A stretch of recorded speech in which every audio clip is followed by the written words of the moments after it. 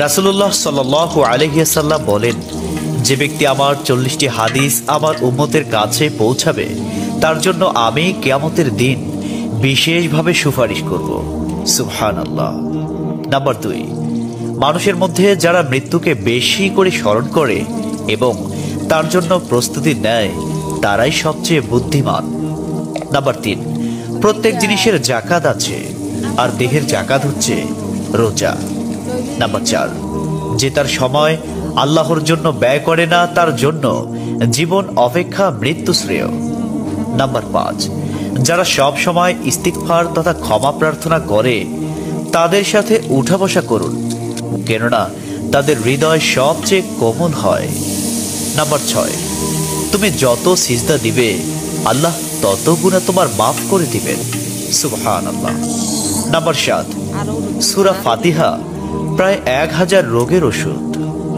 Number 8, হাতের তালুতে জ্বলন্ত আগুনের কয়লা রাখলে যেমন কষ্ট হবে তার চেয়ে বেশি কষ্ট হবে শেষ জামানায় ঈমান রাখতে।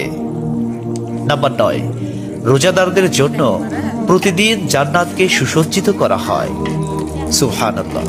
নাম্বার 10, রাসূল সাল্লাল্লাহু আলাইহি ওয়াসাল্লাম বলেছেন, কিয়ামতের দিন সব নবীর চেয়ে আমার উম্মতের সংখ্যা বেশি হবে এবং আমি সর্বপ্রথম জান্নাতের দরজা খুলব।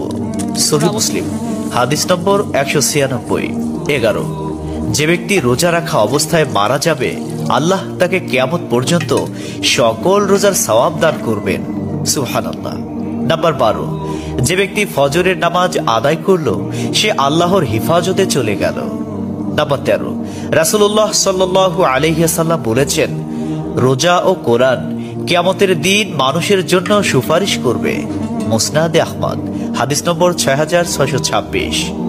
14, নবীজি বলেছেন, রোজাদারদের জন্য সবচেয়ে বড় খুশির সংবাদ হলো হাসরের মাঠে আল্লাহ সবার আগে রোজাদারদের সাথে সাক্ষাৎ করবেন। সুবহানাল্লাহি ওয়া বিহামদিহি। 15, যখন রমজান আসে তখন জান্নাতের দরজাসমূহ খুলে দেওয়া হয়।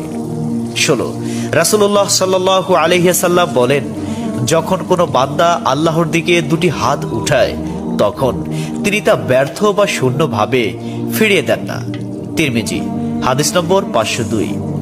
17, হযরত মুহাম্মদ সাল্লাল্লাহু আলাইহি ওয়াসাল্লাম বলেছেন, একটি খেজুরের অর্ধেক হলেও দান করে জাহান্নামের শাস্তি হতে নিজেকে হেফাজত করো। সহিহ বুখারী, হাদিস নম্বর 6023।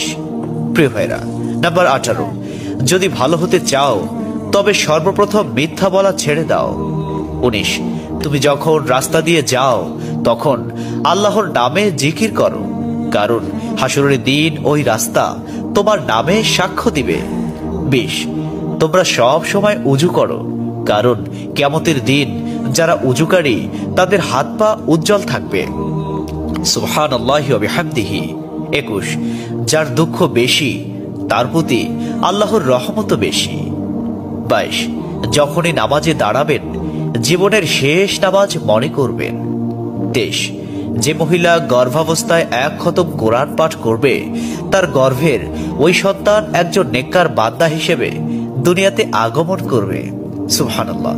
24, চুপ থাকার কারণে মানুষের যেই মর্যাদা হাসিল হয় তা 60 বছর নফল ইবাদত হতে উত্তম।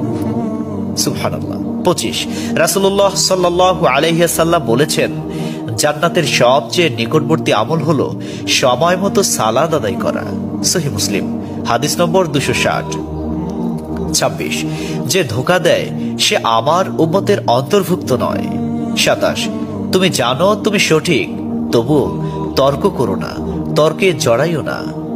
28, হযরত মুহাম্মদ সাল্লাল্লাহু আলাইহি ওয়াসাল্লাম বলেছেন, তোমরা বিপদে পড়ে মৃত্যু কামনা করবে না, বরং বলবে, হে আল্লাহ, যে পর্যন্ত জীবিত থাকা আমার জন্য কল্যাণকর আমাকে ততক্ষণ জীবিত রাখুন, এবং যখন মৃত্যু আমার জন্য কল্যাণকর তখন তুমি আমাকে মৃত্যু দাও। 29, সূরা ইয়াসিনকে কুরআনের হৃদয় বলা হয়। 30, হযরত মুহাম্মদ সাল্লাল্লাহু আলাইহি ওয়াসাল্লাম বলেন, মায়ের